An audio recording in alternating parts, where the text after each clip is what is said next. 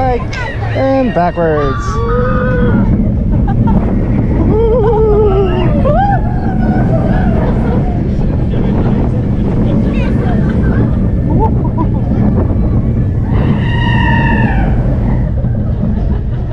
And that is Boomerang. A little more forceful than the other one. Yeah, unless the other one just wasn't warmed up.